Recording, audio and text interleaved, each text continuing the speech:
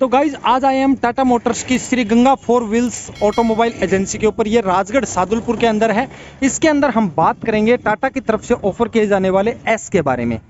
और S gold ऐसा वैसा नहीं है, पेट्रोल के अंदर ये आता है। क्या आपने आज से पहला टाटा एस गोल्ड को पेट्रोल में देखा है? इसके बारे में डिटेल में बात करते हैं, चलिएगा। और ये एस का जो गोल्ड मॉडल आता है वो वाला है। और एक खास बात और बता दूं, ये आपका पेट्रोल वाला वेरिएंट है। यानी कि अभी तक आप जानते थे कि टाटा के जितने भी प्रोडक्ट जो लोडिंग और अनलोडिंग जितने भी आते थे वो सारे डीजल के अंदर ही अवेलेबल होते थे, लेकिन इसको पेट्रोल के अंदर भी अवेलेबल करवाया गया है। पेट्रोल के अंदर इसके अंदर आपको 2 सिलेंडर का पेट्रोल इंजन मिलता है जो कि मैक्सिमम 30 bhp की पावर और बात करें तो 55 न्यूटन मीटर का टॉर्क प्रोड्यूस करता है। एक इसके अंदर डीजल इंजन भी आता है जो कि 2 सिलेंडर का ही डीजल इंजन है। और उसकी अगर बात करें तो 2 cylinder diesel engine 20 horse power के मैक्सिमम पावर और 45 न्यूटन मीटर का टॉर्क प्रोड्यूस करता है। ये इसके अंदर 26 लीटर का फ्यूल टैंक आता है, यानी कि अच्छी खासी रेंज के साथ ये आता है।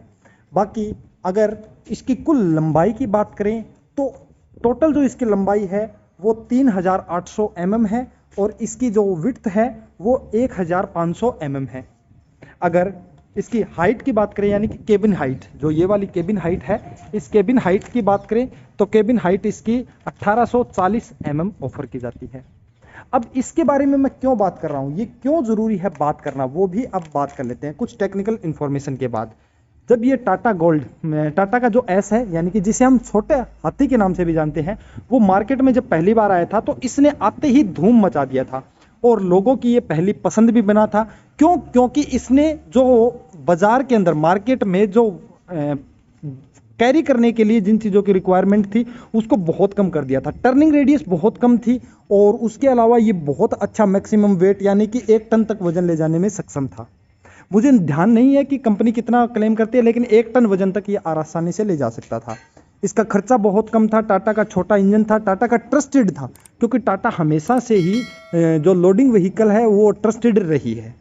लेकिन इसमें जो कुछ कमियां रही थी, कमियां नहीं बोलेंगे, हम बोलेंगे कि इसके अंदर जो कुछ लोगों के लिए अवेलेबल नहीं था, जैसे पेट्रोल का वेरिएंट, अभी पेट्रोल बहुत ज़रूरी है तो वो इसके अंदर अभी अवेलेबल करवा दिया गया है।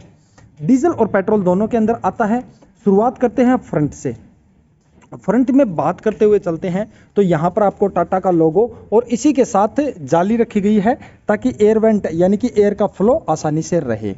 हेलोजन बेस्ड ल्यूमेक्स के लैंप मिलते हैं, बहुत ही वाइड और नाइट में बहुत अच्छा थ्रो है।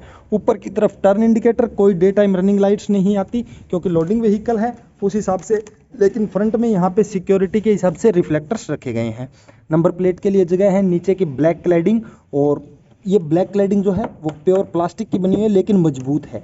देखिए प्रेस होने से भी दब नहीं रही है, तो अच्छी खासी क्वालिटी है। यहाँ से इसकी जो चद्दर यूज़ की गई है जिसे हम ऊपर की जो फिनिशिंग बोलते हैं वो ज़बरदस्त है।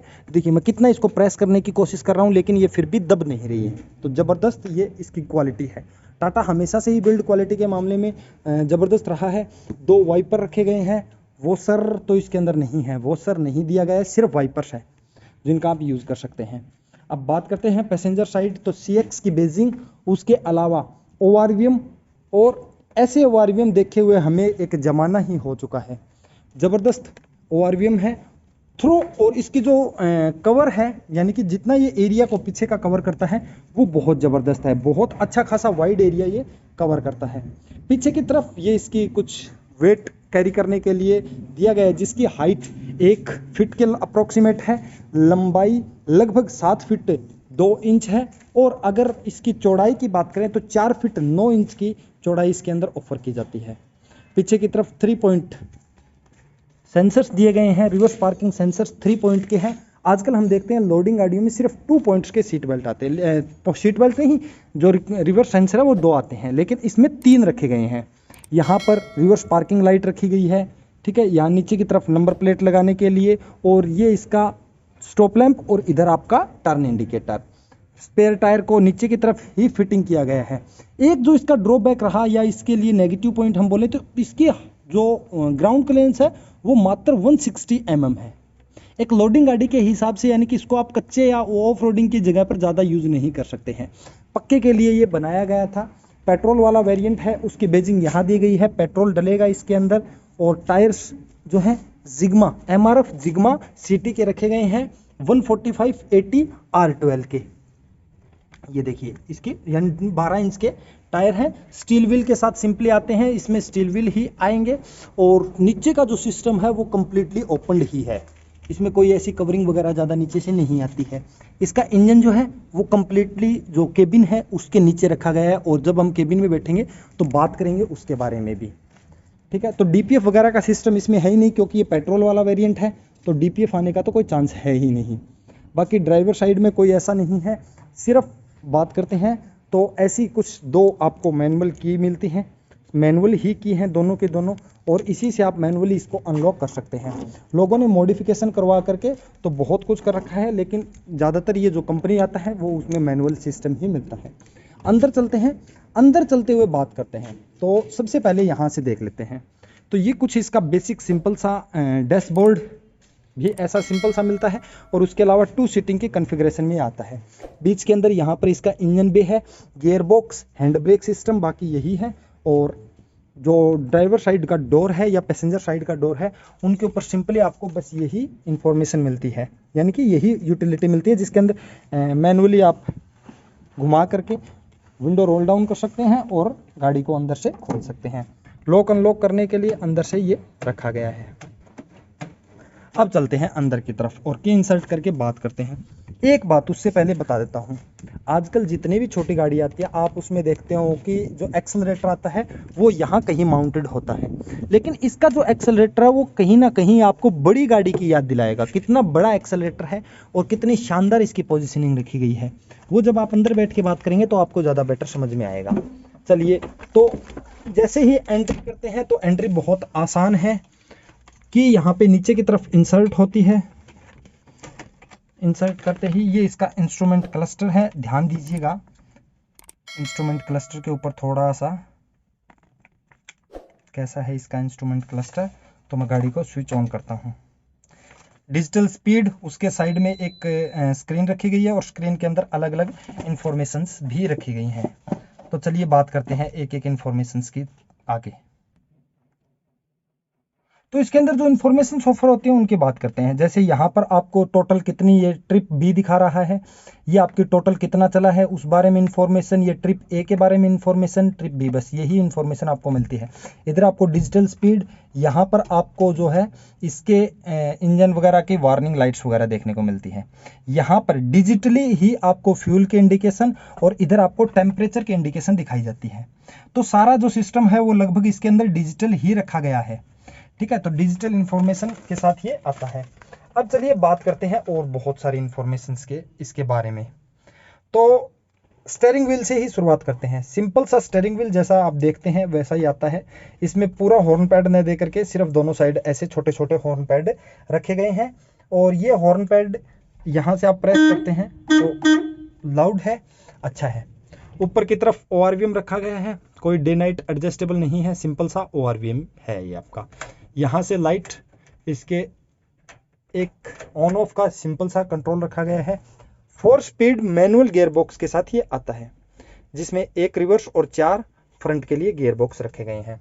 और उसके अलावा तो कोई है नहीं। यहाँ पर आप लाइट की लेवलिंग एडजस्ट कर सकते हैं। यहाँ पर एक जो अभी ज़्यादातर गाड़ियों में अवेलेबल नहीं है, 12 वोल्ट का सॉकेट दिया जाता है। इसके अंदर 5 वोल्ट 2.4 एम्पियर का डायरेक्ट USB पोर्ट रखा गया है, ताकि आपको किसी प्रकार की परेशानी ज़्यादा हो न। अब बात करते हैं, यहाँ पर आपको इको और पावर का मोड नीचे की तरफ से आप की से इसे अनलॉक कर सकते हैं। जब आप इसे अनलॉक करेंगे तो इसके अंदर भी आपको डिसेंट सा स्पेस मिलेगा, ठीक है। डिसेंट सा स्पेस यहाँ पे रखा गया है, और स्पेस बहुत डीप है, ठीक है। मेरा पूरा हाथ जा रहा है, इतना डीप है यहाँ तक। तो ये इसके अंदर डिसेंट सा स्पेस रखा गया है। अब पैसेंजर व्हीकल नहीं है, ये एक लोडिंग व्हीकल है, तो उस हिसाब से इसके अंदर ज़्यादा फैसिलिटी आपको देखने को नहीं मिलती है। लेकिन सीट की क्वालिटी ठीक है, लेंथ भी सीट की ठीक है। तो आप देख सकते हैं कुल मिलाकर के लगभग इतनी लंबी है। और मैं अभी बैठा हुआ हूँ, मैं आपको अपनी पोजीशन दिखा दूँ तो जो मेरा थाई स्पॉट है वो मुझे ठीक मिल रहा है। इस सीट को आप ड्राइवर साइड की सीट को एडजस्ट कर सकते हैं आगे पीछे, ठीक है। ऊपर नीचे ये होगी नहीं, सिर्फ आगे पीछे आप पूरा इसको कर सकते हैं। ऊपर नीचे का ऑप्शन है नहीं, रिक्लाइन का ऑप्शन भी इसके अंदर नहीं है। ठीक है, सिर्फ इसको आगे पीछे आप खिसका सकते हैं। Seat belt 2 point seat belt रखा गया है, उधर के लिए भी और इधर ड्राइवर के लिए भी। ठीक है, ये इसका हैंड ब्रेक है, सिंपल सा। गियर बॉक्स मैंने बता दिया है। स्टार्ट करके देखते हैं कैसा इसकी साउंड है। तो देखिएगा कितनी वाइब्रेशन ये करता है। गियर बॉक्स पे ध्यान दीजिए, मैं इसको स्टार्ट कर रहा हूं। बहुत साइलेंट इंजन है, किसी प्रकार की कोई वाइब्रेशन आपको देखने को नहीं मिलती है। हैंड ब्रेक आप डाउन करके थोड़ा सा आगे मूव करते हैं इसको।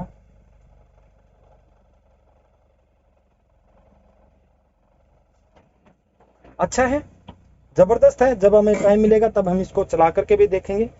अभी के लिए तो मैंने आपको आवाज सुना दी है। पैसेंजर साइड के लिए ग्रिप भी दी गई है, लेकिन ड्राइवर साइड के लिए कोई ग्रिप है नहीं। तो ये था आपके लिए टाटा की तरफ से ऑफर किए जाने वाला एस गोल्ड पेट्रोल वाला वेरिएंट, जिसके अंदर आपको बहुत सारी इंफॉर्मेशंस देखने को मिलती है, यानी कि बहुत सारी फैसिलिटी। और अभी पेट्रोल के अंदर भी ये आ रहा है, तो और भी ज़्यादा बेटर अब ये हो चुका है। तो अगर आपको ये वीडियो पसंद आया हो तो चैनल को सब्सक्राइब करके जाना, वीडियो को लाइक करना बिल्कुल ना भूलना, और ज़्यादा से ज़्यादा इस वीडियो को शेयर कीजिए। हम आपके लाइक, शेयर और सब्सक्राइब के लिए हमेशा वेट करते हैं। मिलते हैं एक और बेहतरीन वीडियो के साथ, तब तक के लिए हैव ए नाइस डे।